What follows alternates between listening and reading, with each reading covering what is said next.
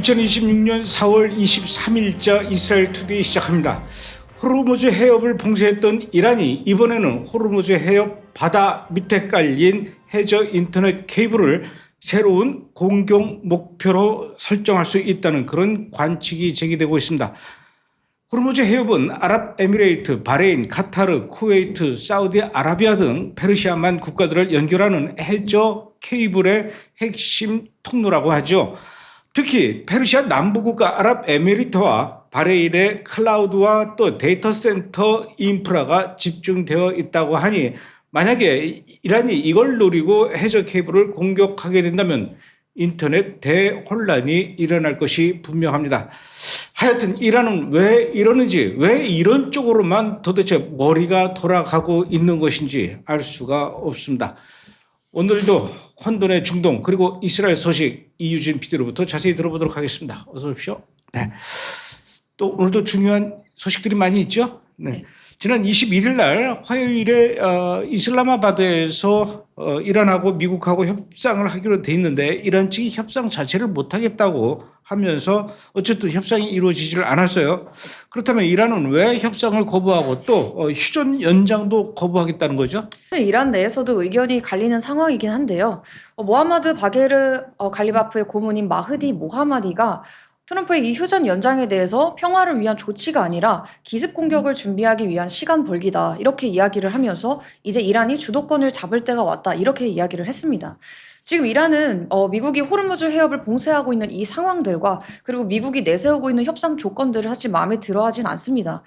지금 미국이 호르무즈 해협을 봉쇄하기 시작하면서 이제 이란 선박들도 제재하고 있고 이런데 이란은 사실 이 호르무즈 해협이 막히면 석유 수출도 막히다 보니까 하루 수익이 크게 날아가 버리죠.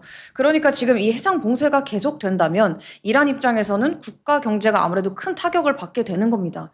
근데 트럼프 대통령이 이번 휴전 연장은 이제 협상이 잘 진행될 때까지 그때까지 연장을 한다고 했고 그 말은 즉슨 그때까지 이제 미국이 호르무즈 해협을 통제하고 그리고 이란의 선박들을 제재하겠다라는 것인데 그런데 또 그렇다고 이란이 이 협상 조건들을 받아들이고 싶은 그런 마음이 있는 것도 아니고 근데 또 이제 휴전 유지를 하게 되면 또 해상 봉쇄가 되는데 그 해상 봉쇄는 또 경제적 타격이 불가피하다 보니까 이란은 지금 이제 이런 위협받는 분위기에서는 우리가 협상도 그리고 휴전 연장도 받아들이지 않겠다 이렇게 이야기하고 있는 상황인 겁니다. 어쨌든 지금 이란이 협상장에 안 나오고 있는 이런 상황이 이란 내부에서도 굉장히 분열이 심하게 일어나고 있는 것 같아 보이는데 아무래도 이건 이란의 혁명 수비대의 영향력이 예전보다 더 강해져서 그러는 게 아닐까요?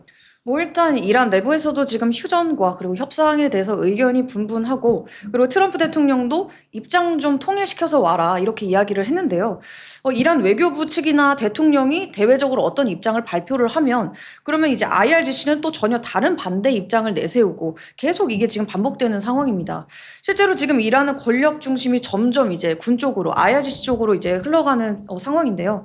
그러니까 이 IRGC가 군사와 경제를 동시에 쥐면서 대통령 쪽의 협상 권한은 사실상 계속해서 약해지고 있는 그런 상황인 것이죠. 그래서 IRGC가 이 실권을 장악하면서 대통령을 형식적 존재로 전락하고 심지어 지금 쿠데타 이야기도 SNS에서 떠돌고 있는 그런 상황인데요. 그래서 지금 이 협상 문제에 대해서도 내부적으로는 협상파 그리고 강경파 이렇게 힘싸움이 있는 상황이고요. 그렇다 보니까 지금 이 협상장이 비어있는 이 상황 자체가 이란 내부에서 누가 결정권을 쥐고 있냐 이 싸움들이 밖으로 드러난 그런 상황이라는 거죠. 어쨌든 지금 도널드 트럼프 대통령의 그 주장대로 휴전이 계속 이어지고 있는 중인데 지금 전체적인 분위기는 어때요? 실제 분위기를 보면 사실 당연히 평화로운 휴전과는 거리가 매우 멉니다. 지금 미국은 이란 항구 봉쇄를 유지를 하고 있고 이란 선박도 납포하고 제재까지도 더 강화하고 있는 그런 상황인데요. 군사적으로도 마찬가지입니다. 지금 중동에 배치된 미군의 규모를 보면 항공모함 전단 이제 3개 전단에다가 전투기랑 폭격기, 잠수함까지 전부 다 들어와 있어서 사실상 전쟁 직전 수준의 전력이 이미 깔려 있는 수준 그런 상황이고요. 그리고 휴전이다 이렇게 이야기는 하고 있지만 경제적 압박과 군사적 압박은 여전히 있는 그런 상황입니다. 그리고 트럼프 대통령이 지난 화요일 오후에 백악관에서 핵심 국가 안보팀 소집해서 회의를 했다고 하는데 그 자리에서 무슨 얘기가 오고 갔을까요? 일단 공개된 내용을 보면요. 이란을 더 압박해서 협상 테이블로 끌어낼 것인가, 아니면은 여기서 방향을 바꿀 것인가, 이거를 놓고 논의한 자리였는데요. 이 회의에는 이제 외교나 군사, 그리고 정보 라인이 전부 다 들어왔습니다. 국무장관, 국방장관, CIA 국장까지 해서 이제 단순한 외교 회의는 아니었다라는 것이죠. 결론적으로는 이란에 대한 압박을 계속 유지하겠다, 이렇게 결정이 됐는데요. 이란이 협상에서 버티거나 공격할 수 있는 카드를 못 쓰게 하기 위해 압박을 계속 유지하겠다. 이제 즉 이란이 호르무즈를 이용해서 협상 주도권을 잡지 못하게 하려는 그런 전략이다. 이렇게 이야기를 하고 있습니다. 지금까지 이란은 호르무즈 해협을 이제 세계를 인질로 잡는 그 어떤 카드로 써 왔었는데요. 그러니까 이번에 이제 트럼프 대통령이 이 해협을 호르무즈 해협을 먼저 통제를 해서 그래서 이란이 협상에서 이 위협 카드를 못 쓰게 만들겠다라는 것이죠. 지금 미국 측은 호르무즈 해협을 지금 역봉쇄하고 있는데 이 와중에 여기를 통과하려는 이란의 유조선이 있었어요. 그 배를 미국이 납포했다고 하죠. 좀 자세히 설명 좀 해주시죠. 네, 이제 당시 상황을 보면 미국이 호르무즈 해협을 봉쇄를 유지를 하고 있는 가운데 이란 국적 유조선이 그거를 뚫고 통과를 시도를 합니다. 그러자 이제 미군이 바로 접근을 해서 정선 요구나 통제 조치를 시도를 했고, 그런데 약 6시간 동안 이 해상에서 대치가 이뤄졌습니다. 결국 미 해병대가 와서 헬기랑 고속정으로 접근을 해서 로프를 타고 이 이란 선박에 강제로 승선을 하면서 선박을 장악하고 결국 납포까지 진행을 하게 됩니다. 그 결과 이 해당 이란 선박은 미군 통제하에 들어간 거고요. 이란 측에서는 즉각 공격 행위다 이렇게 규정을 하면서 보복 가능성을 이제 공식적으로 언급한 상황입니다. 이스라엘 국민들 중에도 이스라엘에 있지 않고 해외에 있는 그런 이스라엘 사람들도 많이 있을 텐데 이란이 이렇게 해외에 거주하고 있는 이스라엘 사람들을 대상으로 테러를 시도하는 그런 네트워크를 적발하고 체포했다고 그래요. 이번에 체포된 이 테러리스트들 어느 나라에서 어떤 활동을 하다가 체포된 겁니까? 이 네트워크는 일단 특정 한 나라가 아니라 여러 국가에서 동시에 움직이던 조직으로 파악이 됩니다. 특히 특징적인 건 이제 현지에 있는 외국인들을 포섭해서 이스라엘인이나 유대인을 감시하고 그리고 공격 준비를 하게 했다라는 점인데요. 활동 내용도 단순한 정보 수집이 아니라 이제 아제르바이잔 바쿠에 있는 이스라엘 대사관 또는 유대인 회당, 유대인 인물들까지 표적으로 삼아서 실제 공격을 준비하던 단계였던 걸로 나옵니다. 실제로 이스라엘 측도 이 실제 테러 실행 직전 단계까지 갔다 이렇게 보고 있고요. 이 과정에서 각국에 있는 정보기관과 공조를 통해서 이 관련 인물들이 여러 나라에서 체포된 것으로 알려졌는데요. 이제 아제르바이잔에서는 최소 7명이 체포된 것으로 알려졌습니다. 그러니까 지금 IRGC가 해외에 있는 이스라엘인들까지 겨냥을 해서 조직적인 테러 네트워크를 실제로 작동하고 있었다라는 게 드러난 것이죠. 뿐만 아니라 러시아의 모스크바 공항에서 러시아로 입국하던 이스라엘 사람 40여 명이 강제로 억류됐다 풀어주는 일이 있었어요. 풀어준 거는 뭐 다행이긴 하지만 왜 이렇게 억류했답니까? 일각에서는 이제 러시아가 전쟁 이후에 외국인 입국 심사를 매우 까다롭게 하고 있고 특히 이스라엘과는 아무래도 긴장 상태다 보니까 이스라엘 국적자에 대한 선별적 엄격 심사를 한 것뿐이다. 뭐 이런 말이 있는데요. 하지만 JP 기사를 보면요. 이제 러시아 당국은 이스라엘인들을 이란 전쟁 관련 행동에 연루됐을 가능성 때문에 조사한 것으로 드러났고요. 그리고 일부 조사 과정에서는 이란은 러시아의 동맹이고 이란의 적은 러시아의 적이다. 이런 발언이 있었다고 합니다. 즉 이들이 단순 관광객이 아니라 이스라엘과 이란 전쟁에 연결된 인물인지 그걸 의심해서 일단 잡아놨다라는 것이죠. 이후에 이제 이스라엘 외교부가 즉각 대응에 나섰고요. 그렇게 해서 러시아 측과 협의가 진행이 되면서 그래서 결국 입국이 허용이 된 거고 그리고 전원 석방이 된 것이다. 이렇게 전해졌습니다. 지금 이 사건에 대해서 이스라엘 측에서는 용납할 수 없는 조치다. 이렇게 이제 공식적으로 항의를 한 상황입니다. 그리고 지금 이란은 50일 동안이나 인터넷이 차단됐다고 그래요. 요즘 같은 세상에 인터넷이 5시간도 아니고 5시간 인터넷 차단돼도 아마 답답해서 미칠 것 같아요. 그런데 50일씩이나 인터넷이 안 된다면 어떻게 과연 생활할 수 있을까요? 전 국민이. 그야말로 이란은 인터넷이 끊긴 대혼란 이런 상황일 것 같은데 전쟁 때문에 끊어진 겁니까? 아니면 이란 정부가 끊은 겁니까? 일단 뭐 전쟁 때문이라기보다 이란 정부가 의도적으로 끄는 상황입니다. 작년에 이제 이란 반정부 시위대가 시위를 시작을 했을 때 그때부터도 이제 이란 정부가 인터넷을 끊고 그때 3만 명 이제 시민들을 죽였죠. 그리고 이번 전쟁이 시작됐을 때 또다시 이제 전면적으로 인터넷 차단을 시작을 한 겁니다. 이란은 원래도 이제 큰 시위나 정치적 불안이 생기면 인터넷을 차단해 왔었는데요. 이번에도 전쟁 초기부터 그런 조치가 들어간 거고 외부 정부 유입을 막고 이제 내부 여론이나 시위 확산을 이제 통제하는 그런 어떤 수단으로 사용을 하고 있습니다. 근데 문제는 이게 너무 길어졌다라는 건데요. 지금 50일이 훨씬 넘게 사실상 글로벌 인터넷이 막힌 상태라고 하니까 일상생활은 물론이고 특히 이제 경제적 타격이 굉장히 크다고 합니다. 온라인 매출 같은 경우는 최대 80%까지 떨어졌고 일부 기업은 아예 문을 닫는 그런 상황까지 지금 나왔고요. 정부가 이제 이란 정부가 대신 국내 인트라넷을 제공을 하고는 있는데 해외 거래랑 이런 해외 서비스가 막혀버리니까 아무래도 실제 기업 운영에는 거의 도움이 되지 않는다 이런 이야기가 나오고 있습니다. 그래서 지금 상황은 이제 단순히 불편하다 이 수준이 아니라 경제 활동 자체가 마비되는 수준의 이 정도의 혼란이 이어지고 있는 상황이고요. 근데 또 그 와중에 인터넷 연결 암 시장은 또 번창하고 있다 이런 얘기가 나오고 또 있습니다. 암 시장이 있군요. 그야말로 석기 시대는 아니지만 뭐 한 3, 40년 전으로 돌아갔을 것 같아요.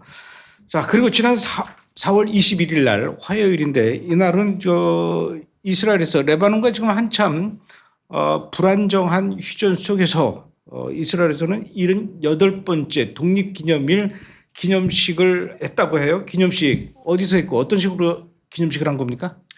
이 행사는 이제 이스라엘에서 가장 상징적인 국가 행사 중 하나인데요.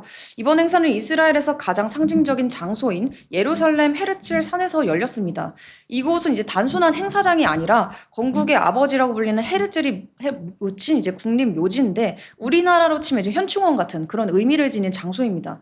특히 이번 행사는 지난 2년 동안 전쟁과 그리고 산불로 인해서 제대로 못했던 거를 다시 정상 규모로 진행했다라는 점에서 의미가 큰데요.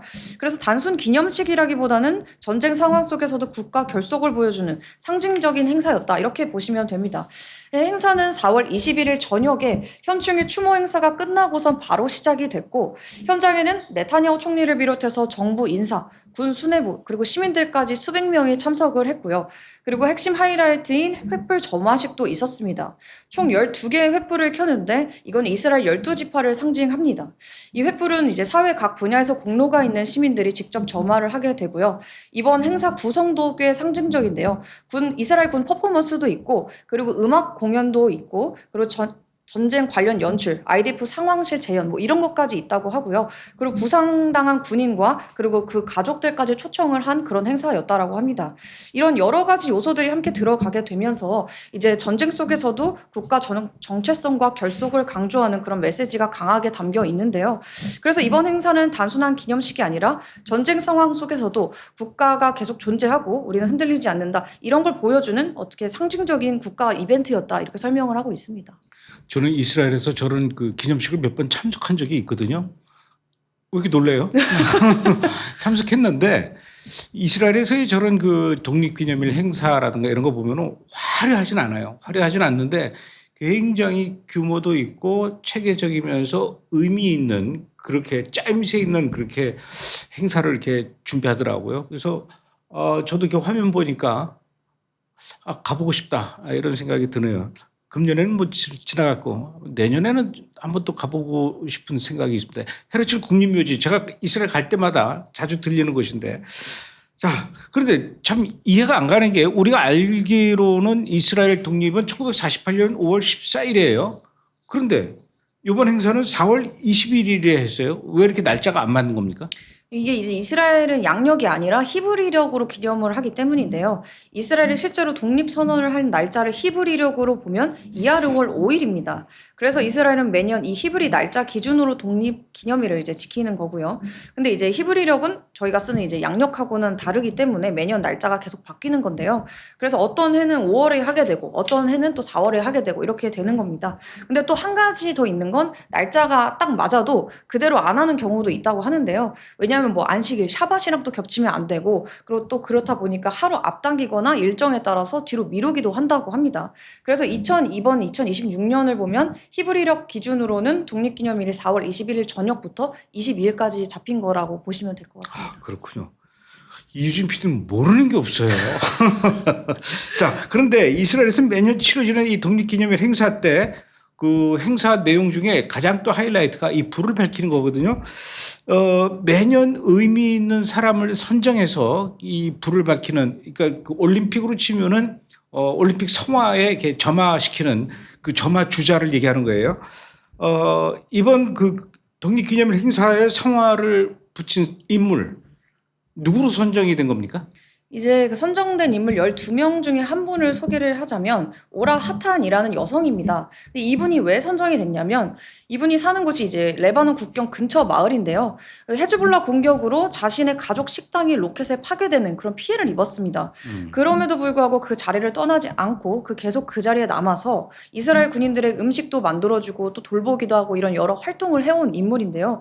쉽게 말하면 전쟁 한복판에서 뭐 직접 무기를 들고 싸우고 뭐 이런 건 아니지만 최전선에서 병사들을 지원해온 그런 상징적인 인물이라는 것이죠. 그래서 이번에 이스라엘 측에서는 전쟁 속에서도 버티고 헌신하는 시민의 상징이다. 이렇게 보면서 이 인물을 성화 점화 인물로 이제 선정했다라고 합니다. 어쨌든 금년이 이스라엘 독립 78주년이 되네요. 1878년 만에 하나님의 예언이 성취된 이후 78년이 지났습니다. 그리고 이스라엘에서 매년 독립기념일을 앞두고 이스라엘에 살고 있는 이 인구를 조사해서 발표를 하는데 전 세계 대부분의 국가들이 매년 이렇게 인구들이 줄어요. 많이 줄어들고 있는데 이스라엘은 매년 인구가 지금 늘어나고 있다 이렇게 얘기를 하는데 금년에도 좀 늘어났을 것 같아요. 2026년 현재 이스라엘 인구 얼마나 된다고 합니까? 올해를 기준으로 보면 약 1,024만 4천 명 정도로 집계가 됐습니다. 구성도 같이 보면 유대인이 약 70%대 초반이라고 하고요. 아랍계가 약 20% 정도, 그리고 나머지는 기타 소수 집단으로 나뉘어져 있는데요. 이제 특징적인 건 아까 말씀하신 것처럼 계속해서 인구가 증가하고 있다라는 점입니다. 그리고 출산율도 비교적 높은 편이고 해외에서 유입되는 유대인 이민, 알리아도 꾸준히 이어지고 있다라고 하는데요. 그래서 지금 이스라엘은 전쟁 상황임에도 불구하고 인구가 계속 늘어나고 있는 비교적 드문 국가 중 하나다. 이렇게 평가되고 있습니다. 네.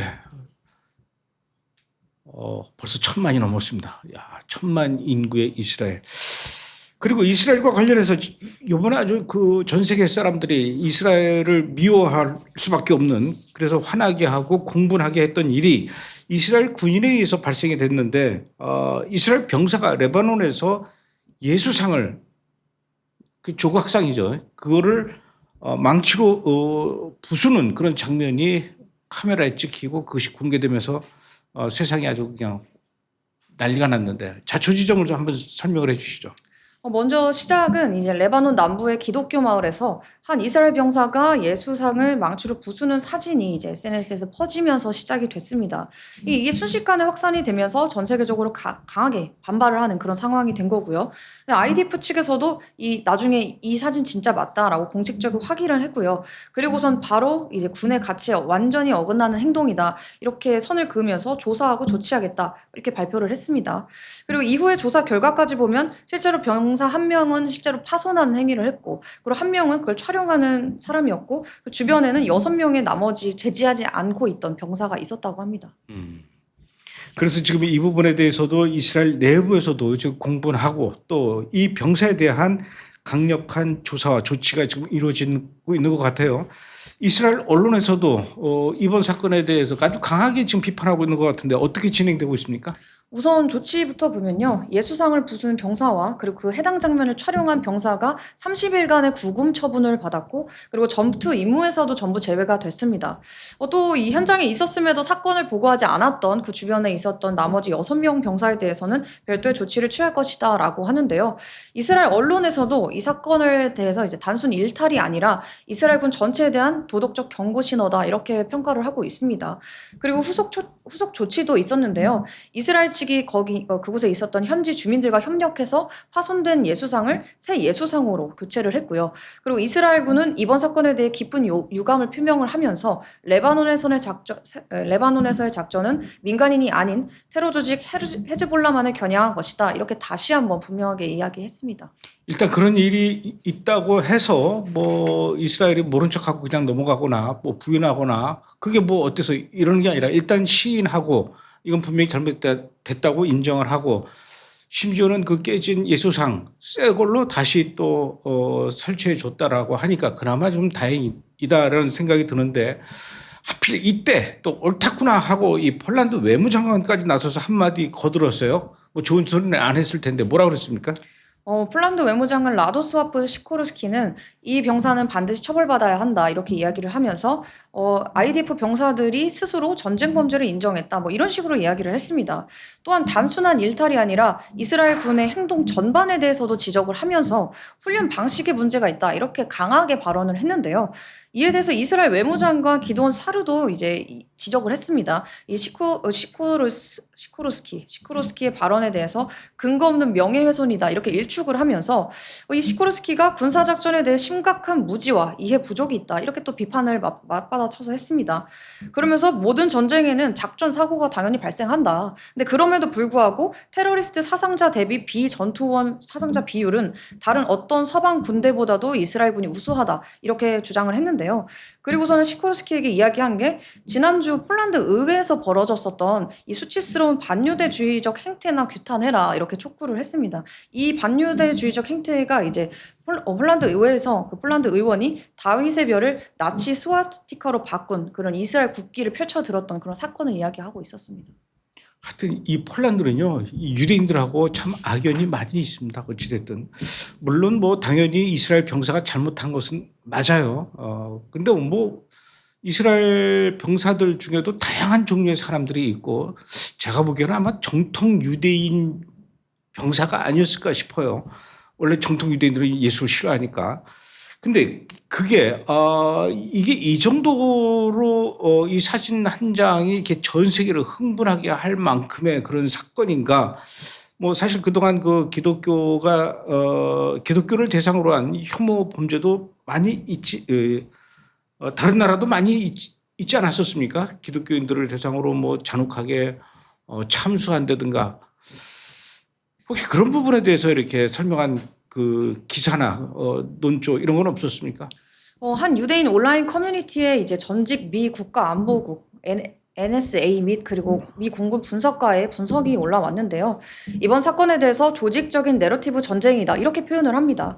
물론 예수상을 파손한 이스라엘 병사의 행동 이거는 분명히 잘못인데 실제로 처벌도 이루어졌고 이스라엘 정부도 유감을 표명을 했고요. 근데 문제는 이 사건이 과연 전 세계가 이렇게까지 들끓을 정도의 일이냐라는 것인데요. 지금 전 세계를 보면 기독교인을 대상으로 한 탄압이나 폭력 심지어 학살까지도 계속해서 보고가 되고 있습니다. 근데 이런 사건들에 대해서 국제사회가 강하게 비난을 하기는커녕 알면서도 침묵을 하는 경우가 굉장히 많죠. 오히려 기독교에 대해서는 무관심하거나 비판적인 분위기가 더 강했던 것도 사실입니다. 근데 이번 사건은 이상하게 흘러가는데요. 사람이 뭐 죽은 것도 아닌데 실제로 죽은 것도 아닌데 예수상 파손 이미지 그거 하나로 불과 12시간 만에 전 세계가 동시에 반응을 했다라는 겁니다. 심지어 기독교인 학살에는 관심도 없던 이들까지도요. 근데 이 분석가는 이 지점을 주목을 하는데요. 다른 지역에서 벌어진 실제 기독교 대상의 대규모 폭력보다도 이스라엘과 관련된 이 사건이 훨씬 더 국제적 관심을 크게 받는 이 패턴이 계속해서 반복돼 왔다라는 겁니다. 이 사례가 전형적인 그 사례고요. 한 군인이 동상 하나를 파괴한 사건이 단 12시간 만에 수백만 건의 노출을 기록하는 하나의 정보작전처럼 확산이 됐고 그 과정에서 검증되기 이전에 미리 이제 과도한 증폭이 되고 강한 프레임이 설정이 되고 심지어 재활용된 영상까지 뒤섞이면서 정보 환경이 말 그대로 포화 상태가 됐다 이런 분석입니다. 결국 이 사건은 단순한 훼손 사건을 넘어서 하나의 이미지가 어떻게 정밀한 도구로 활용이 돼서 여론을 움직이고 그리고 국제 이슈로까지 증폭이 되는지를 보여주는 대표적인 사례로 볼 수 있다 이렇게 이야기합니다. 아주 건수 잡았어요. 예. 자, 이번엔 미국 얘기를 좀 해볼까요? 미국의 독립기념일은 7월 4일로 알고 있는데 그에 앞서서 아마 미국에서도 여러 가지 행사를 준비하고 있는 것 같아요. 그 중에 하나가 이번에 미국에서 공화당하고 또 미국의 그 기독교 지지자들하고 모여가지고 성경 66권을 마라톤 낭독을 하는 그런 행사를 하나 봐요. 하여튼 미국에서 이런 행사를 해요. 그런데 이 행사에 도널드 트럼프 대통령도 참석해서 성경을 낭독했다고 해요. 트럼프 대통령은 어느 부분을 낭독했을지 궁금하네요. 네, 이번에 이제 미국 건국 250주년을 앞두고 대형 이벤트가 진행이 된 건데요.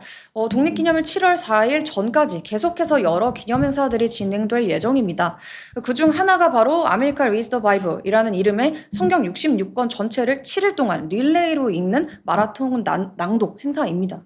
어디서 하냐면 이제 워싱턴 DC에 있는 성경 박물관에서 진행이 되고 있고요. 4월 19일부터 25일까지 아침부터 밤까지 계속 이어지는 그런 방식입니다.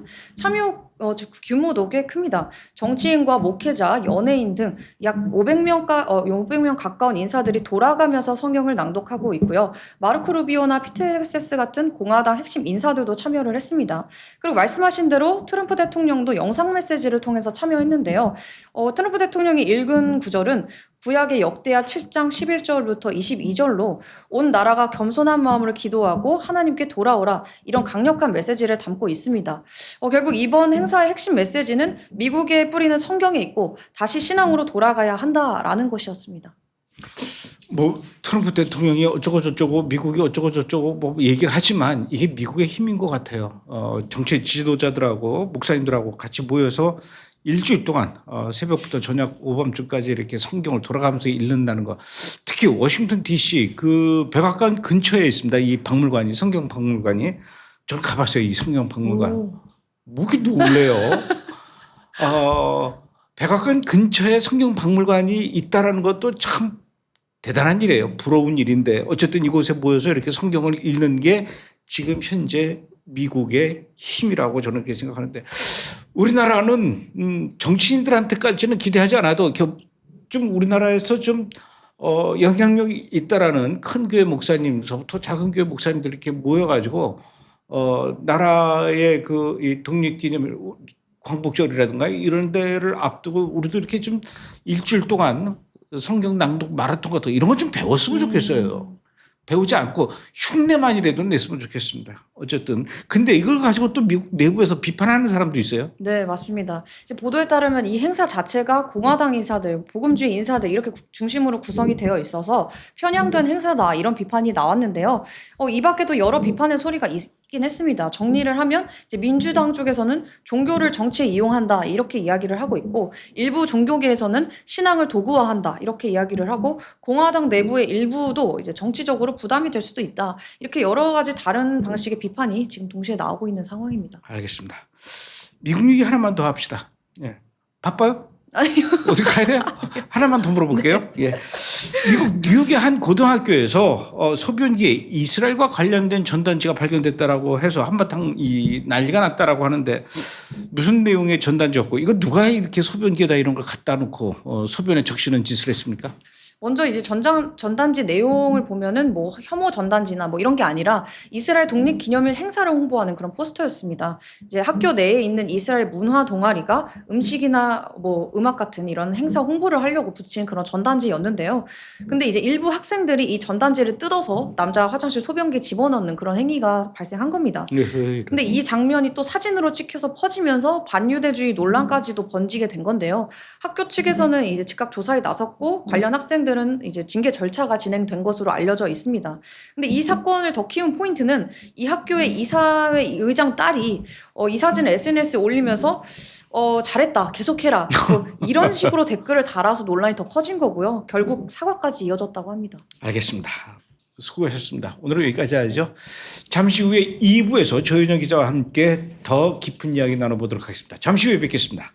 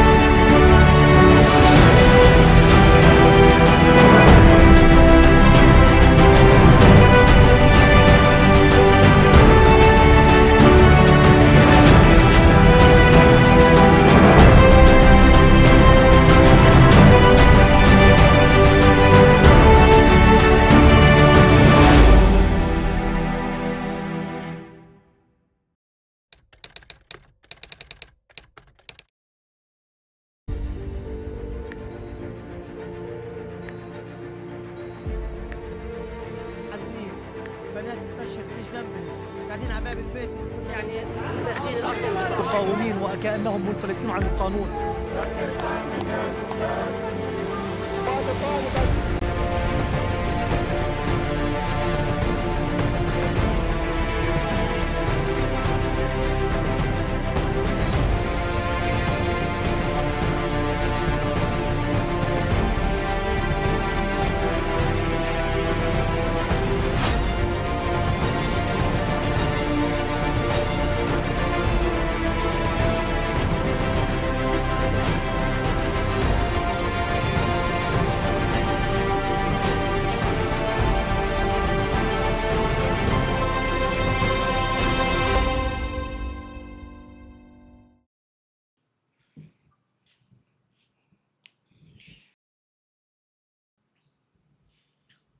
예, 어서 오십시오. 예, 안녕하십니까.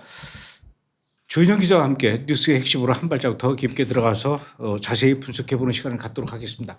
제가 그동안 그 매동 조현영 기자 이렇게 얘기했더니 어떤 분이 댓글로 제발 그렇게 썰렁한 농담하지 말라고 그게 듣기 싫은가 봐요. 그래서 오늘은 그냥 조현영 기자라고 했습니다.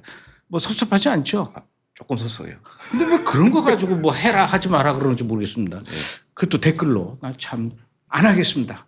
첫 번째 분석 이슈 알아보겠습니다.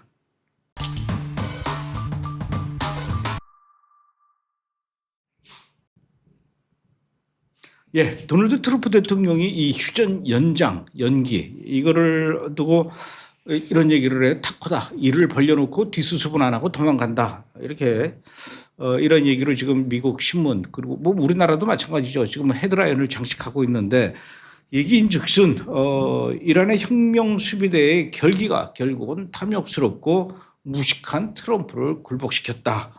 와, 어떻게 이렇게 표현하는지 모르겠습니다. 어떻게 생각하십니까? 정말 이슬람 혁명대 수비대 결기가 있어 보입니까? 그러니까 이제 이런 류의 뉴스는 주로 뉴욕 타임스, 뭐 MSNBC 이쪽에서 이제 극자 매체 프리즘은 나오니까 이걸 또 이 비싼 우리 브레드 TV에서 이거를 반박하는 건 시간 낭비라고 생각하고 그래서 이제 그럼 중동 현지 전문가들 진짜 아랍계 전문가입니다. 이라크 뭐 아랍에미리트 이런 그 지식인들도 있을 거 아닙니까? 그 사람들의 시각은 어떤가 해서 좀 추적을 해봤어요. 그래서 그 방송을 이제 아랍어 방송을 이제 영어로 풀어가지고 봤는데 굉장히 수준이 높아요. 그러니까 한 사람은 이제 알타미미 박사 이라크계 출신인데 과거 이제 히아파 이제 성직자 출신이에요. 그리고 뭐 또 사회과학 이제 어떤 사회과학적 이론을 이제 대입해가지고 중동 사회를 갖다가 깊은 시민 사회를 분석하고 앞으로 어떻게 가야 될까 굉장히 그 뎁스가 있는 학자입니다. 그 사람의 학자의 그 대담 프로를 보니까 이런 얘기를 합니다. 그 연구자는 현 이란 상태를 뭐라고 표현하냐면 빈사 상태, 코마 상태라고 얘기합니다. 코마 상태라고 얘기하고 그러면 그 사회자가 이런 질문을 하죠. 그래도 여전히 공격하고 있지 않느냐? 그게 IRGC의 결기 아니냐? 그건 뭐 실질적인 힘이나 승리의 증거가 아니라 일종의 그 무의미한 파괴행위라는 거예요. 그래서 어리석은 소년이 동네 창문을 깨는 걸 우리가 무서워하지 않죠. 그냥 그거는 계도의 대상이지 이걸 갖다가 뭐 결기라고 보지는 않잖아요. 중이병 걸리면 환자라고 보지. 그리고 시아파 전략 거점이 이제 이라크의 여러 가지 유전에도 그거 공격하는 것도 그것도 이제 상식과 이제 안 맞는다는 거예요. 거기서 나온 수익으로 IRC를 그 수익을 창출하는 건데 거기다가 공격을 한다라는 거. 그러니까 자살적이고 무의미한 파괴로 보인다. 그래서 사실상 내부 분열과 붕괴가 거쳐서 해체될 거라고 하고 트럼프 대통령의 그 역봉쇄 전략에 대해서 굉장히 높게 평가해요. 저건 저비용 구조로 역봉쇄를 하기 때문에 이거 성공하고 있는 거고 이 장기 전략으로서 아마 IRC는 해체될 거다. 그리고 이란의 미래를 좀 비관적으로 봐요. 그러니까 이라크, 리비아, 예멘처럼 코마 상태 사실상 나라는 존재하나 그 약간 고자 상태죠. 그러니까 영향력을 못 미치고 이라크가 그렇고 리비아가 그렇고 예멘이 그렇습니다. 그렇게 이제 좀 약화될 것이다라고 진단하고 있고 또 다른 방송을 보니까 이런 얘기해요. 그럼 또 마찬가지로 이제 IRC의 결기가 대단한 거 아니냐, 최후의 이런까지 싸우는 게 그게 무슨 결기냐라고 또 현지 박사는 얘기를 해요. 뭐냐면 진짜 너네가 결기가 있고 시아파 종주국의 너네들이 대장이라고면은. 그 USS 아이브람스나 트리폴리호 그 미국 함정에다 정탈을 날리라 이거야. 못 날려지 지금. 못 날리죠. 그러니까 못 날리고 꼭 주변국에다가 그 오일 시설이나 때리고 하물며 담수화 시설까지 건드렸다는 거야. 이거 왜 이 짓거리를 하냐는 거야. 그 화장실 가서 이제 딱 일을 봐야 옆에다가 난사하는 거예요. 쓸데없는 데다 정타를 안 날리고. 그리고 그걸 못하는 무슨 IRC가 무슨 별기가 있냐. 그래도 IRC 신정체제는 그 시효를 다한 것이라고 지금 막 조롱하고 있습니다. 현지 학자들도. 그러니까 이거 뉴욕타임스 이런 거 보지 말고 중동 전문가들이 뭐라고 얘기하는지를 한번 소개해 줄 필요는 있다라고 보여집니다. 근데 우리나라 언론은 그 뉴욕타임즈 그걸 보고 또 기사를 쓰지 않습니까? 그게 똑같은 얘기를 하는 거예요. 그렇죠. 예. 아까 이유준 PD도 마지막에 화장실 얘기했는데 우리 조현영 기자도 또 이 소변기 얘기를 하네요. 자, 그런데 지금까지 미국하고 이스라엘이 그렇게 이란의 군 지휘부를 향해서 아주 쪽집게 공격하듯이 계속해서 지휘부들을 제거해 왔음에도 불구하고 이슬람 혁명 수비대 결국은 붕괴되지 않고 계속까지 지금 이렇게 건재하고 있지 않습니까? 그런 이유가 바로 그 이슬람 혁명 수비대의 그 모자이크 독트린, 이 모자이크 전법 이런 것 때문에 지금까지 이렇게 지휘부가 제거돼도 건재할 수 있었던 이유다라고 얘기를 했는데 그래도 그 모자이크 독트린에도 좀 어느 정도 한계가 있지 않을까 이런 체제가 언제까지 갈 것 같아요? 그렇죠. 근데 재밌는 최근에 이제 베센트 미 재무장관이 이런 얘기를 했어요. 며칠 내로 이란 카르그 섬 저장 시설이 가득 차고 취약한 이란 유전은 생산을 중단하게 될 것이다라고 얘기했고 또 미국 싱크탱크인 FDD는 이렇게 예측을 합니다. 4월 10일 분석관 수치에 따르면은 아마 4월 13일이 지난 26일에는 이제 저장 능력이 한계에 도착한다. 그러면 뭐 지난주에도 설명했지만 어떻게 되냐? 유정이 이제 파괴되는 거죠. 복구가 안 되는 건 뭐 워터코닝 뭐 이런 현상. 그러면 이게 IRGC의 수입 창구거든요. 캐시카우인데 이게 망가지면 IRGC도 이제 굶어 죽는다라는 것이고 말씀하신 그 모자이크 닥트린도 뭐 31개 뭐 지역 사령부가 독자적으로 작전 수행한다 이거예요. 물론 지휘 체계는 상층부가 없어도 가능은 하지만 얘네들은 이슬만 먹고 살지는 않잖아요. 얘네들도 군수물자가 필요하고 원유가 필요하고 수익이 필요한데 이게 끊기면 어떻게 되냐? 모자이크 닥트린의 그 장점은 이제 어떻게 보면 붕괴를 지연하는 효과는 있지만 지금은 실시간 고사 상태라고 현지에서는 호평하고 있습니다. 그러니까 이것도 어떻게 보면 트럼프 대통령의 그 호르무즈 역봉쇄가 지금 효과가 지금 나고 있다라는 거예요. 적은 비용으로 IRGC를 장기 고사 상태로 몰아붙이고 있다. 그러니까 이건 타코가 아니에요. 이기고 있다는 증거인데 이걸 거꾸로 뒤집어서 얘기를 합니다. 그런 거 다시 한번 짚을 필요가 있고요. 네, 또 일각에서는 이란 내부에서 그 의견이 막 이렇게 자기들끼리 내분이 일어나고 충돌이 일어나고 있다. 그래서 이쯤에서 휴전하고 정신 차리고 우리도 빨리 재건하자 이렇게 얘기하는 온건파하고 아니다. 이왕 이렇게 된 거 끝까지 갈 때까지 가보자 이런 강경파 서로 이렇게 충돌하면서 내부 분열 중이다 이렇게 분석하는 경향도 있어요. 이런 분석 맞는 겁니까? 그러니까 저는 이제 소위 얘기해서 이제 강원파 주장을 하는 애들이 주로 뉴욕타임스, CNN 이런 애들인데 그 담론을 누가 퍼트리는가 했더니 이게 최근에 CNN 같은 데 보면은 그 제이크 설리반 그 바이든 행정부 안보보좌관 외교 천재라는 애들이 나와가지고 이 얘기를 해요. 왜 강원파로 보느냐. 우리가 온건파를 득세를 시켜가지고 성공한 게 JCPOA의 그 핵합이다. 그러니까 그걸 복원해야 된다는 식으로 얘기하고 그걸 깬 트럼프를 이제 비판하기 위해서 이제 강원파 프레임을 자꾸 잡는데 실제로 중동 전문가들을 딱 보면은 강원파 대립이 아니다라고 지금 평가를 하고 있어요. 그러니까 무슨 얘기냐. 시계열 순서부터 다시 보면은 이제 지난 2월 28일 날 하메니 군수뇌부를 제거하고 그다음에 모스타바 그 차남을 하메니 세웠지 않습니까? 2인자로. 그다음에 이제 어떻게 보면 실질적인 이제 실권자라고 하는 그 국가안보 최고회의 수장 라니자니도 이제 제거하고 그 사람을 대체해서 이제 국회의장 모하메드 바게르 갈라바프가 이제 최고 실권자로 등극을 했어요. 그런데 이제 실제로 이제 실소유주가 누구냐 이거에 대해서 여러 이제 외신들이 하는데 현지 분석을 들여다보니 이렇습니다. 지금 4명의 핵심 포스트들이 있다라는 거예요. 장성급들이고 장성급 이상인이죠. 그게 이제 누구냐? 바이디 IRGC 참모총장. 그다음에 갈리바프 국회의장 말씀하시는. 저기 나오네요. 그렇죠. 얼굴들이. 맨 왼쪽에 있는 게 IRGC 그 참모총장이고 두 번째가 이제 갈리바프고 그다음에 졸가드르 현 국가안보보좌관 그 참모총장이죠. 그다음에 모센 네자이 최고지대 군사고문인데 이 4명이 비슷한 80년대에 그 이란 이라크전을 치룬 동지들이에요. 막사 동기인데 저 사람들이 지금 다 각자 다른 직책을 갖고 있지만 전부 다 이제 IRGC 장성 출신이고 바디도 뭐 쿠스군 사령관 했고 갈리바프도 항공우주군을 이끌었고 그 다음에 이제 졸가드르 그 사무총장도 이제 혁명수비대 부사령관을 영입했더니 전부 다 이제 실력자인데 이란 이라크 전쟁을 치르면서 서로 견원지간이라고 그래요. 서로 막 굉장히 막 뒷다리 잡고 인사 경쟁하고 그런데 인사 경쟁 수준이 그 회고록 읽어보니까 참 엄청난 수준이에요. 그러니까 이라크 이란 전쟁 치룰 때 바우디 그 IRGC 현 참모총장이 작전에 실패를 했나 봐요.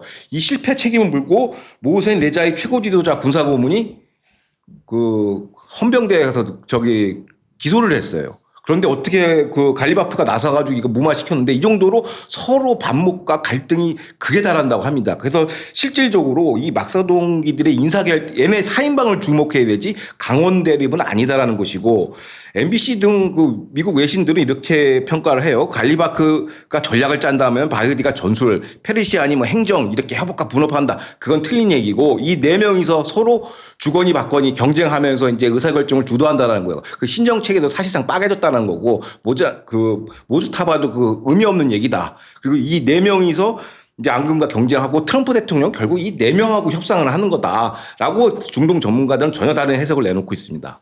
아, 그럼 이제 그 하메네이를 이어서 이렇게 해서 신정 체제 이거는 거의 이제 붕괴됐고 네 명의 지금 이 모난돌이 서로 지금 자기 잘났다라고 그 권력 다툼하고 있는 그런 그렇죠. 상황이네요. 완전히 뭐 4인 천하네. 4인 천하. 4인 사세.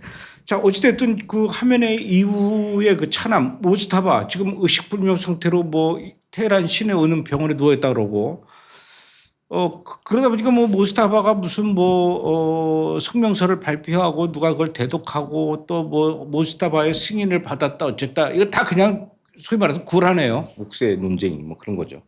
그렇다면 결국 말씀하신 지금 네 명의 군벌이 서로 경쟁하고 있는 그런 상황인 것 같은데 이런 식의 군벌들의 난립, 군벌들의 투쟁 이게 이란에서 예전에도 있었죠.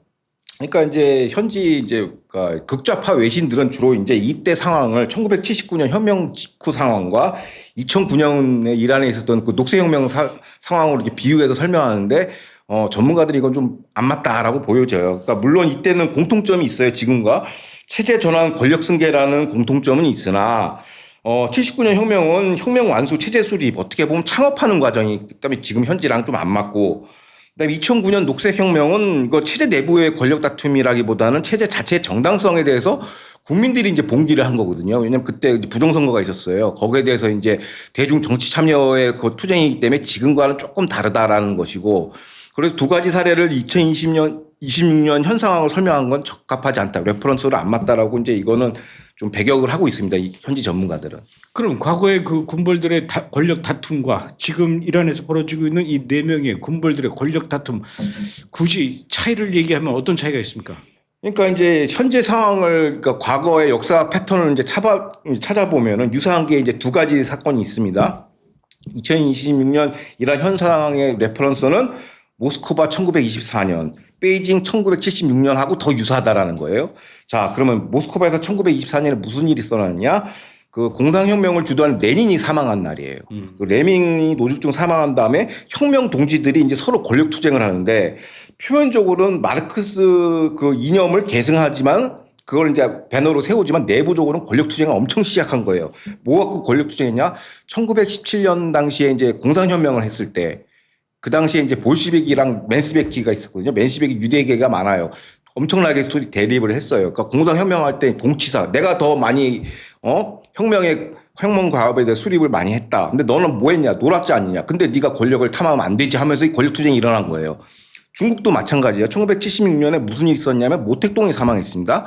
모택동이 사망하고 나서 또 마치 공적인 그 담론은 누가 이 마오이즘을 계승하냐라고 딱 얘기는 하지만 사실상은 또 1935년 그 대장정 당시에 이제 권력 투쟁을 하는 거예요. 그 당시에 대장정 할 때 내가 더 공을 많이 세웠는데 네가 왜 권력을 더 가져가니 하면서 4인방 뭐 주은래 이런 사람들이 치고받고 싸웠어요. 그러다가 그렇게 싸우다가 결국에는 지방에 있는 등소평을 데려다가 이제 주석을 시킨 겁니다. 그래서 중국은 어떻게 권력 체제가 승계가 됐냐면 뭐 상하이방, 태자당 뭐 이런 사람 정파들이 돌아가면서 이거를 권력을 주석 자리를 하는 겁니다. 그런데 이걸 깬 게 누구냐? 시진핑이에요. 최근에.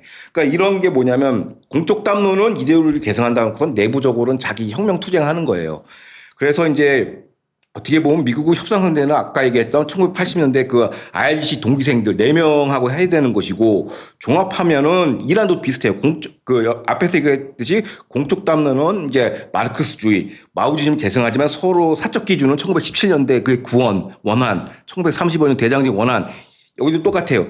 2020년 이란에서는 표면적으로 큰 그 신정체제의 그 배너를 띄워요. 그 공적 담론은 절대적 율법 합제의 통치 하면서 시아파 이걸 강조하면서 사적으로는 1988년도에 그 이라크 전쟁 치르면서 지네들이 인사 경쟁하는 그 4인방이 지금 밑에서는 치열하게 치고받고 싸우고 있습니다. 아니 저 기자는 어떻게 중국 역사까지도 이렇게 꿰뚫고 있습니까? 전체 주제 애들은 다 똑같아요. 하는 아 그래요? 예. 깡패들. 어쨌든 지금 이란에서 벌어지고 있는 이 4인방의 권력 다툼, 미국의 도널드 트럼프 대통령도 모르는 바는 아닐 텐데 도널드 트럼프 대통령의 셈법은 어떻습니까? 그러니까 이게 타코가 아닌 게 이걸 정확하게 이해하고, 그러니까 꿰뚫고 있어요. 트럼프 대통령. 추스 폴럼이 뭐라고 얘기했냐면은, 야, 그 안에 좀 폭스뉴스는 이게 쿠데타라고 하는데 쿠데타는 아니고 내부 사정이 복잡하니까 이거를 추루스를 조금 연기했다라고 얘기를 했단 말이에요. 그러니까 이 상황을 정확하게 이해하고 있는 거예요. 그래서 트럼프 대통령은 어떤 구조냐면 4명 중에 그 바흐디 그 IRGC 사무총장, 그 참모총장을 갖다가 딱 지적해서 너 호르무즈 봉쇄 푼다며 나도 안 풀 거야 하면서 도발을 해요. 그러니까 무슨 얘기냐 이 4인방 갖고 이제 트럼프 대통령이 갖고 노는 거예요. 이 4인방을 서로 경쟁시키고 감목시키고 그래서 사실상 이게 새로운 형태의 과도 체제 오디션이 들어간 거 아닌가. 4인방 중에 살아남아봐라. 내가 나랑 일할 수 있는 놈 누군지. 네가 나랑 일할래? 너가 나랑 할래? 서로 왜냐하면 얘네 넷이서 협상하고 오면은 그 참모총장이 막 협상이 있다고 했어 하면서 갈리바프를 또 직격해요. 서로. 서로 그러니까 앞뒤 막 서로 발목 잡고 뒤에서 칼질하고 하는 거예요. 근데 그거를 트럼프 대통령이 간파하고 이거 활용해야겠다. 그래서 4인방을 지금 서열 정리하고 있습니다.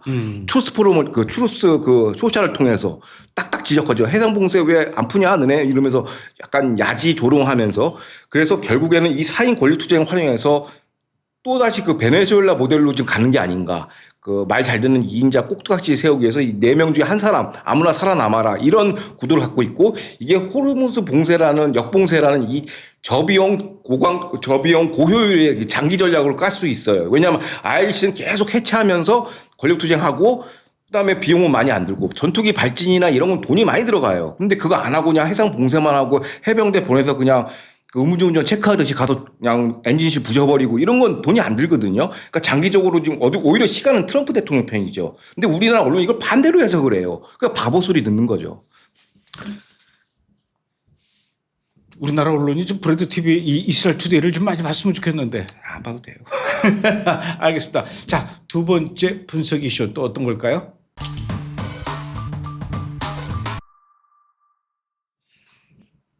예, 인종 학살 중인데도 트럼프가 시리아를 냅두는 이유 제목입니다. 지금 전 세계의 시선이 온통 이란 그리고 호르무즈 해협으로 가 있는 동안 시리아의 알줄라니 이 정권이 조용히 이란의 IRGC 대리 세력을 지원하고 있다래요.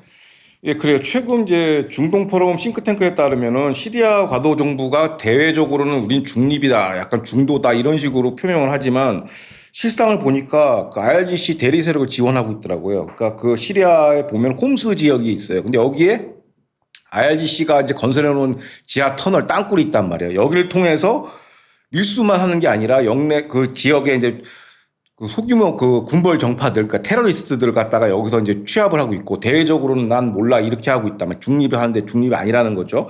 그래서 어느 정도로 이게 문제가 되냐면 지난 4월 2일 날 여기 홈스 지하 터널에서 그 골란고원 그 이스라엘 통해서 여러 번 공격을 했어요. 그리고 이스라엘은 여기서 반격을 하고 이 거점을 지금 활용하고 있어요. 겉으로는 우리 중립이야 하면서 사실상 IRGC의 그 도발 행위를 갖다가 방치하고 있다. 그래서 이건 중립이 아니다라고 하고 수면 아래서는 엄청나게 지금 테러공화국 테러 세력이 지금 준동하고 있다라고 현지에서는 지금 보고 있습니다. 뿐만 아니라 지금 그 시리아의 알줄라니 정권이 그 시리아 안에 있는 소수 종파도 지금 조직적으로 학살을 벌이고 있다라고 하는데 소수 종파라면 어느 종파를 얘기하는 거고 어떻게 지금 학살하고 있다는 거죠? 가장 큰 이제 세력이 쿠르드죠. 이제 군사력을 갖고 있으니까.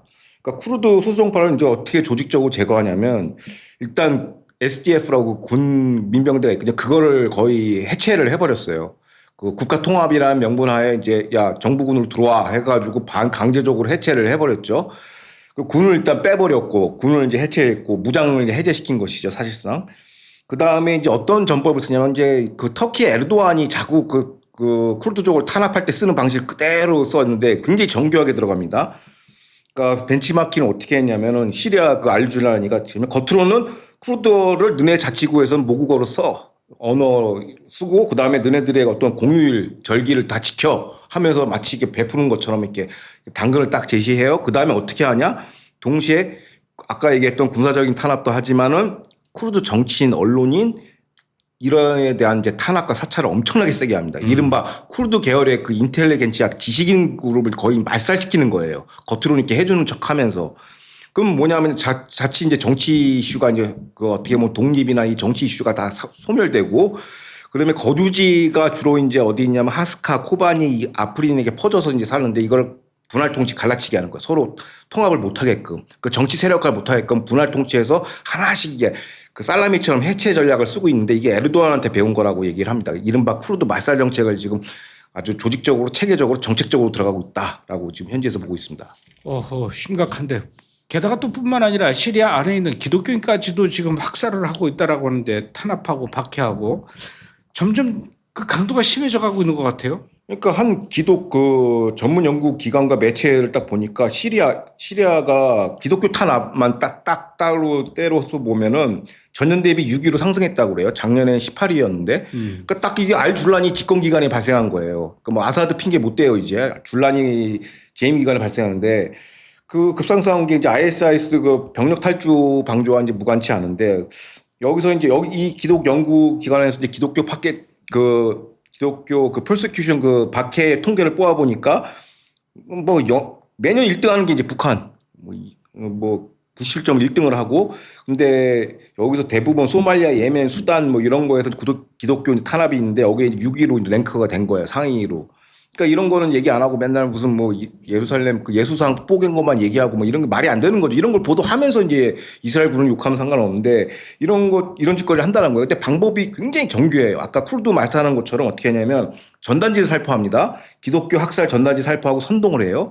그래서 집단적인 징후를 조종해요. 기독교에 대한. 그다음에 교회에다가 폭탄 테러를 합니다. 그리고 신앙 공동체 중심 파괴하고 마을에 들어가서 학살을 해요. 이거는 보고가 안 돼요, 잘. 그리고 알줄란이 내가 한 거 아니야. 뭐 이러면서 약간 한 발 빼고, 근데 사실상 IS 테러 세력이나 현지 군벌들이 이용해서 이 짓거리를 하고 있는 거고, 기독교 공동체 기반 자체를 제거하려는 아주 조직적이고 체계적인 과학적인 그 행태를 하고 있다라는 것이죠. 근데 이건 언론에서 보도를 안 하죠. 그래서 이거는 전문가들은 어떻게 하냐, 이거는 국제법상 집단 학살, 제노사이드 범죄의 그 구성 요건에 해당된다고 지적하고 있습니다. 근데 이거 아무도 손 안 대고 있고, 그리고 시리아 인권 네트워크가 최근 3월 달에 발표한 15차 연례 보고서에서는요, 줄란이 그 재임 기간입니다. 기독교 빼고 전체 보니까 이제 민간인 3,660명이 이제 목숨을 잃었고요. 어린이 328명, 여성 312명. 그 체포 구금 사례가 이제 체포가 임의 동행을 데려가서 납치하는 거죠. 이런 게 뭐 1,000건이 넘는다고 그래요. 그러니까 이런 식으로 인권 탄압이 일어나는데 다 입 다물고 있고 뭐 가자지구 인권 팔레스타인 얘기 이런 걸 한다는 게 말이 안 되는 거죠. 이런 것도 보도해 주면서 얘기하면 균형이 잡힐 텐데 이런 얘기는 싹 빼놓고 아무도 안 한다는 것입니다. 알줄라니가 이렇게 시리아에 있는 소수 종파들 예를 들어서 뭐 기독교인들을 또 알라위파 또 쿠르드족, 두루족 이렇게 소수 종파를 향해서 저지르는 그런 이 만행과 이 박해가 뭐 이 정도면 이건 뭐 단순한 박해가 아니라 거의 국가 정책으로 지금 변해가는 거 아닙니까? 그렇죠. 이제 이게 올 초부터 이런 게 있었어요. 지금 왜 갑자기 이제 그 소수민족이나 박해가 급증했냐? 정부군이 들어가서 이렇게 탄압을 하면은 이제 인권단체에 이제 문제가 되니까 제3의 대리세력을 쓰는 거예요. 그 누군가 했더니 IS 애들입니다. 자, 올 초에 이제 쿠르드군 그 정부군이 쿠르드군 SDF를 공격하면서 SDF 관할 건이 어디냐면 IS 그 형무소를 관할하고 있었어요. 쿠르드군이. 그런데 이걸 부셔버리니까 애들이 다 나갔죠. 한 10,000명 정도 수감돼 있다는데 이 중에서 중부군 사령부 발표에 따르면 5,700명은 미국이 이라크로 이송했다고 합니다. 그럼 남은 4,300명이 지금 돌아다니고 있어요. 거기서 지금 이 테러 짓거리를 하고 있는 것이죠. 이 뒤에서는 알줄라니는 방치하고 있는 것이고 난 몰라 내가 한 거 아니야 하면서 한 발 빼고 있는데 사실상 암묵적 비호를 하고 있는 것이죠. 그래서 이제 이 사태가 이제 급증한 거고 박해 사태가 급증한 거고 어떻게 보면은 지금 문제가 대테러 전문가들이 이런 걸 자꾸 지적을 해요. 왜냐하면 지금 재건 자금으로 지금 뭘 하냐 소수종파 학살 이른바 이슬람 칼리프 복원을 위한 거기다 예산 투입을 한다라는 거예요. 국가를 만들기 위해서. 근데 겉으로는 우리 국가 재건할래 하면서 돈 달라고 그러면서 이 짓거리를 하고 있다는 거죠. 그 대테러 전문가들이 이거 하면 안 된다라고 계속 이제 비판하고 그걸 비판하고 지금 목소리를 내고 있는데 이게 아프간이 테러 공화국이 된 거에 똑같아요. 안에 있는 그 소수정파를 다 제거하니까 남는 게 테러리스트밖에 안 남죠. 그러니까 이 테러 공화국이 됐고 AQ 2.0이 어떻게 보면 우산 조직 본부가 돼버린 헤드코어가 된 것이고 그게 지금 시리아에서 똑같이 일어나고 있는 거예요. 말씀하신 알라이파 기독교인 거 다 제거하고 나면 이제 테러리스트밖에 안 남으니까 시리아도 어떻게 하면 칼리프 그 시리아 지부가 된다. 칼리프의 완성이 된다. 그래서 그걸 굉장히 지금 경고를 하고 있어요. 대테러 전문가들은. 그런데 그 시리아에서는 그렇게 하고 있으면서 또 독일은 왜 갔습니까? 알줄라니가 최근에 독일에 방문해가지고 이제 독일 지멘스 에너지와 양해각서 MOU를 작성했습니다. 그 뭐냐면 독일 지멘스 에너지가 시리아에 2000메가와트급에 해당되는 터빈 장비를 공급할 예정이라고 합니다. 이건 뭐냐면은 이제 카타르가 주도해가지고 이제 복합 화력 발전소를 이제 시리아의 재건 차원에서 이제 건설을 하는데 카타르의 UCC 홀딩이 주도해서 여기에 이제 터키 기업, 미국 기업이 다 들어가서 이제 그 화력 발전소를 만드는데 여기에 이제 지멘스가 가장 핵심 기술인 그 가스터빈 제조 슬롯을 이제 들어간다고 해서 그거 사인하러 간 거예요. 알줄라니까. 시리아 대통령이 그 독일의 에너지 포럼에서 뭐라고 얘기했냐면 시리아의 지정학적 위치는 걸프와 동주중해를 유럽 시장과 연결하는 공급망이다. 그러니까 시리아가 새로 유럽과 중동과 유럽에 있는 그 공급망이다. 동주진영권에서 우리도 발언권 행사하겠다. 우리도 있다라고 그 주장을 하는 거예요. 그래서 최근 호르무즈 사태의 봉쇄로 인해서 대체 루트가 우리다라고 하면서 독일한테 지금 어필을 하는 겁니다. 그러니까 이제 이게 군벌 마적단 출신 테러리스트가 이제 막 에너지 지정학을 얘기하고 다녀요 지금. 그래서 좀 격세지감을 느끼고 있습니다. 자, 그런데 그런 시리아를 미국의 도널드 트럼프 대통령은 정권을 해주는 것뿐만 아니라 시리아를 향한 금융 제재 유예도 해주고 그랬단 말이에요. 저는 뭐 그런 부분에 대해서 아니 어떻게 이렇게 시리아의 알줄라니 정권을 이렇게 도널드 트럼프 대통령이 적극 이렇게 밀어주고 있을까 좀 이해가 안 갔거든요. 미국 내부에서도 이런 부분에 대해서 좀 비판의 목소리가 나오지 않습니까? 주로 대테러 전문가들이 이런 비판을 많이 해요. 지금 테러리스트 공화국이 되는데 뭘 왜 그러냐. 근데 트럼프 대통령은 이런 거예요. 트럼프 대통령은 이제 대테러보다는 약간 에너지 지정학에 더 상위 개념으로 인식하고 그 위주로 이게 어떻게 보면 국가 전략 그 세계 전략을 짜고 중동 전략을 짜고 있는데 그러니까 트럼프 대통령의 속내가 요번에 어떻게 보면 호르무즈 역봉쇄를 장기화할 수 있었던 게 뭐냐면 이 시리아 때문에 그래요. 그러니까 시리아는 대체 루트가 있기 때문에 시리아가 뭐 설명하겠지만 이게 굉장히 지정학적으로 중요해요. 핵심 관통로 중에 하나예요. 시리아가. 근데 여기를 이제 대체 루트로 활용하면은 어떻게 보면 호르무즈 봉쇄로 인한 그 압박이나 스트레스가 조금 분산된다. 그래서 시리아를 핵심적으로 지금 보고 있어요. 그 에너지 지정학이 대테러보다는 중요하다라고 판단한 것 같아요. 트럼프 대통령이. 근데 이 대체 파이프라인 때문에 그런 거 독일도 마찬가지고 독일이 그랬지 않습니까? 트럼프 대통령 때 호르무즈는 우리의 전쟁이 아니다. 왜 그랬을까요? 시리아 때문에 그런 거예요. 시리아 통해서 우리가 공급받으면 되는데 굳이 우리가 저기다 해군 보낼 필요가 있냐라고 얘기하는 거고 독일 지멘스라는 회사가 이게 엔지니어링 회사인데 이게 왜 중요하냐면 지난 2029년에 폭파된 노스트림 그 파이프라인 있지 않습니까? 러시아하고 연결되는 거 거기에 대한 그 터빈 기술을 파이프라인을 그 압력을 밀어야 되거든요. 그 터빈 기술을 얘네들이 갖고 있어요. 그러니까 얘네들이 요번에 시리아에 그 들어간다는 거는 시리아 파이프라인을 통해서 유럽으로 공급하겠다라는 그런 에너지 지정학 대체 루트를 생각하고 있는 거예요. 그래서 호르무즈는 나랑 관계없어라고 독일을 얘기하는 거고 카타르 역시 이제 발전망 이제 총괄 시공사를 나서게 있고 미국도 들어가 있고 근데 어떻게 보면 호르무즈 대체제를 위한 지금 시리아의 발빠른 움직임이다라고 보여지는 거고 어떻게 보면 지금 트럼프 대통령이 이제 호르무즈 독점 체제를 해체하는 과정에서 새로운 이제 다양한 이제 대체 루트가 경쟁하는 그런 에너지 회랑 경쟁 시대로 지금 진입했다라고 보는 게 맞습니다. 그러니까 시리아의 알줄라니가 이뻐서 그러는 게 아니군요. 그 그렇죠. 필요에 의해서 그렇죠. 여기에다 이라크까지도 시리아를 통한 육상 석유 수출 이 경로를 부활시켜서 이라크도 이 시리아를 통해서 가나 봐요. 그래서 원유를 공급하겠다 이렇게 의사를 밝혔는데 이게 호르무즈 해협 봉쇄 이거를 무의미하게 하는데 큰 역할을 합니까? 그렇죠. 이제 뭐 당장 100% 대체는 아니지만 그 지도를 보시면 아시겠지만은 이게 이제 수출 경로가 이렇게 됩니다. 그러니까 시리아 알탄프 국경을 통해서 시리아 이라크 국경 지역을 통해서 시리아 국영회사가 저장하고 그 다음에 바니아스 시리아 항구로 나가요. 그러니까 이게 뭐냐면 육상으로 나가니까 트럭으로 나갑니다.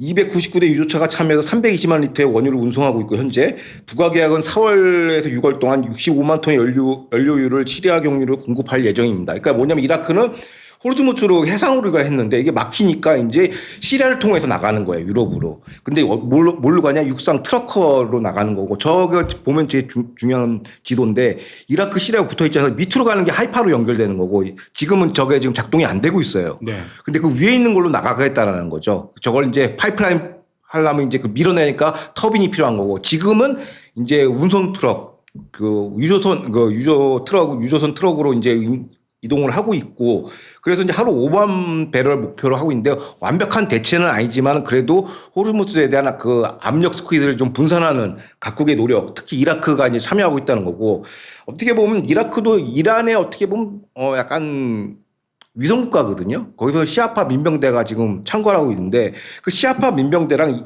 그 시리아의 그 IS 계열 애들이랑 굉장히 친해요. 순위 시아이긴 하지만 테러라는 공통 분모가 있어가지고 조만간에 이란 전쟁이 좀 정리가 되면은 이라크 시리아가 하나로 약간 좀 결합될 가능성이 굉장히 높다. 이른바 테러 에너지 동맹의 가능성도 이 대테러 전문가들은 지적하고 있습니다. 어쨌든 그 시리아를 통해서 레바논으로 빠지네요. 레바논 빠질 수 있고 시리아로 빠질 수 있고 하이파로 빠질 수 있고. 레바논 전쟁 중이잖아요. 그렇죠. 그래서 이게 정리하려고 그러는 건가? 그렇죠. 그거랑 다 연결돼 있습니다. 그게. 자, 다 좋은데 알줄라니 지난 18일 날 터키가 주재하는 그 안탈리아라는 데가 있어요. 터키에. 안탈리아에서 외교 포럼에 참석해가지고 좀 의아한 말을 했어요. 뭐라고 얘기했냐면 알줄라니가 골란구원은 이스라엘에 의해서 불법 점령된 시리아 영토다. 그래서 이스라엘의 주권 주장은 무효다. 이건 이스라엘에 대한 도전과 도발인데 시리아 알줄라니 무슨 근거로 이렇게 지금 주장을 하는 겁니까? 그러니까 지금 알줄라니 대통령이 지금 뭐랄까 내부 단속을 다 하니까 이제 또 힘을 또 바깥으로 약간 플렉싱하는 것 같아요. 그래서 제일 만만한 이제 이스라엘한테 시비를 지금 거는데 핵심 논지가 이겁니다. 1974년 그러니까 용키푸르 전쟁 직후에 휴전 군사분리 협정이 맺은 게 있어요. 그게 이른바 이제 1974년 라인인데 이거 기준으로 보면 골란구원은 이제 그 시리아 영토라는 주장을 하는 거죠. 이 근거로 해서 이제 국경선을 구획을 하자. 그래서 이스라엘이 그 공원 합병하는 걸 불법으로 보고 그다음에 실제로 유엔 안보리 결의안 497호가 1981년에 이건 이스라엘 땅이 아니다. 골란구원이라고 이미 이제 결의안이 나왔으므로 이스라엘은 빠져라. 아니면 다시 재협상을 하자. 뭐 이런 도발을 한 거예요, 지금. 그래서 좀 논쟁이 지금 되고 있죠. 그렇군요. 예.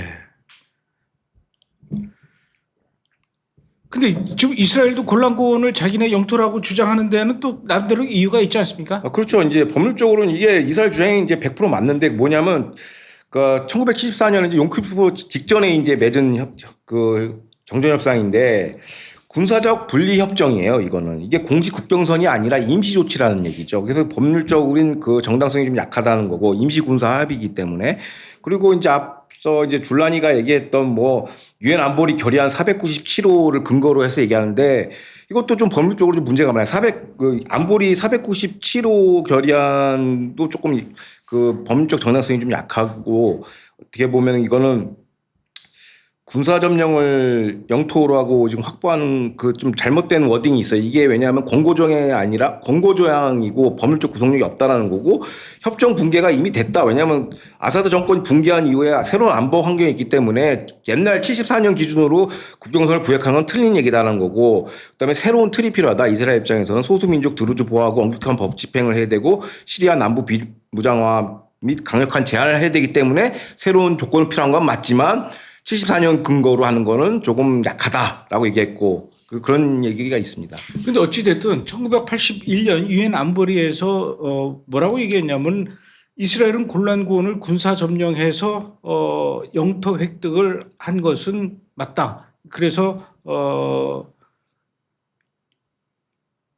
그렇게 해서 이제 결의를 했단 말이에요. 이 부분에 대해서는 그 유엔이 분명히 이스라엘한테 너네들은 불법 점령해서 그 땅을 가진 것이다라고 얘기를 한 거에 대해서 이스라엘은 어떤 입장입니까? 현재 그 앞서 얘기한 것처럼 결의안의 그 구속력과 평행성이 심하다는 거예요. 이게 497호는 유엔 헌장 6장에 따라서 권고적 조치예요. 보통은 이제 법률적 리걸 바인딩인데 이건 법률적 그게 없다라는 것이고, 어떻게 보면 자국만을 표적 삼아 이중자죄를 적용한다는 거예요. 왜냐하면 분쟁이 해소가 안 된 상태에서 자꾸 일방적으로 강요하는 거는 이제 불법이라는 얘기는 것이고, 그리고 이 주권 인정을 또 이거를 이제 무효화하는 사실상 정치적인 행위가 언제 있었냐면 2019년 트럼프 행정부 때 있었습니다. 골란고원을 이스라엘 땅이 맞다라고 인정을 해버렸어요. 그러니까 이 등등 여러 가지 그러니까 국제법이라는 게 다 정치적인 그 결의안에 따라서 움직이기 때문에 이 정치적 시대착오적인 외교 문서로 보는 게 맞다. 그리고 이것도 좀 497 결의안도 좀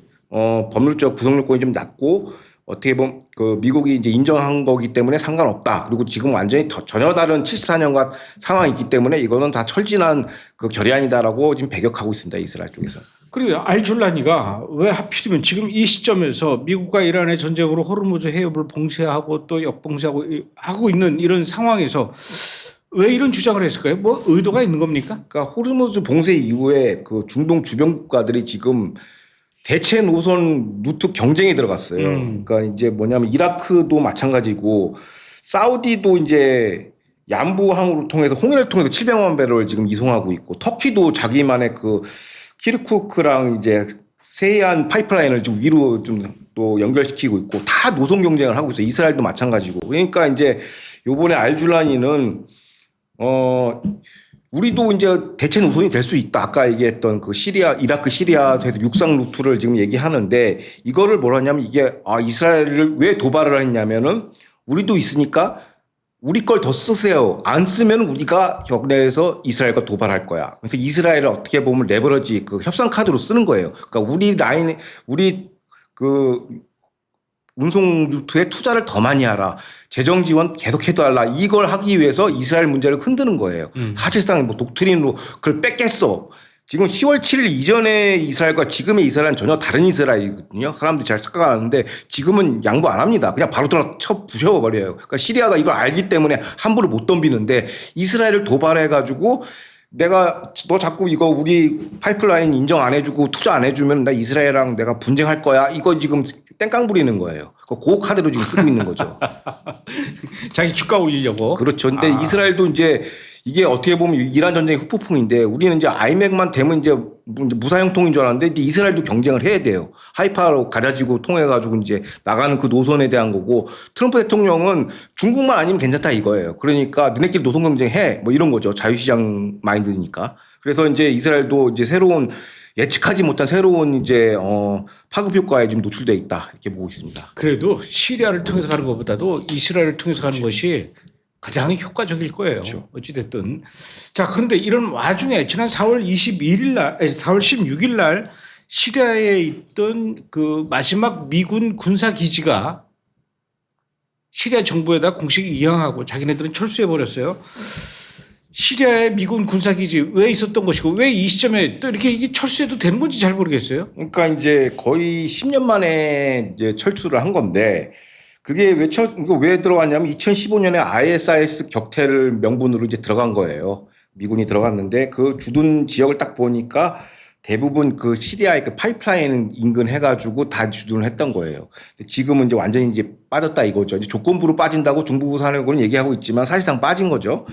그러니까 이제 어떻게 보면 시리아가 군권까지 전국 통제권을 다 장악한 거예요. 알줄라니가. 그게서 좀 상징적인 의미가 있고, 이제 미국이 시리아에서 공식적으로 이제 철군하고 있다는 것도 상징성이 있고, IS가 철퇴된 건 아니지만은 그냥 빠진 거라고 볼 수 있습니다. 트럼프 행정부 지금 그건 어떻게 하겠다는 겁니까? 시리아에 대해서? 그러니까 트럼프 행정부 같은 경우는 이제 호르무즈 독점 구조 해체가 핵심이에요. 그러니까 경쟁 노선을 만들어야 되는데 그 경쟁 노선의 핵심이 시리아거든요. 그러니까 시리아를 좀 키워줄 필요가 있는 거고, 또 트럼프 행정부의 신국가안보 전략상으로는 장기적으로 중동에서 미군을 빼야 되기 때문에 시리아 철군도 그 전략과 일맥상통하는 겁니다. 그러니까 뭐냐면 지금 과거 제국들이 이제 돈을 그러니까 뭐 로마 제국도 그렇지만 대부분 이 해상 요충지, 이 초크 포인트, 호르무즈의 병력이나 이런 것들을 투자해서 이제 비용이 굉장히 많이 들어가요. 왜냐하면 그 요충지를 다 지켜야 되니까. 그래서 트럼프 대통령은 이제 어떤 식으로 하냐면 이거를 우리가 군인을 뭐 시리아나 이런 요충지 쇼크 포인트에다가 군인을 이게 하는 건 돈도 많이 들고 국내 여론도 안 좋으니까 이거를 임대 방식으로 바꾸자. 그래서 그 바지 사장이 누구냐? 그게 알줄란이에요. 너 개발시켜 줄 테니까 내 군대 빼고 네가 조용히 관리 잘해. 이게 더 싸게 먹힌다라는 거예요. 그리고 뭐 카타르 돈도 쓸 수 있고 해외 투자를 받아들여서 좋으니까 우리가 미군을 들여서 나가는 비용 그것도 그리고 미군의 여론도 안 좋고 병사들 사망하면 또 문제가 복잡해지잖아요.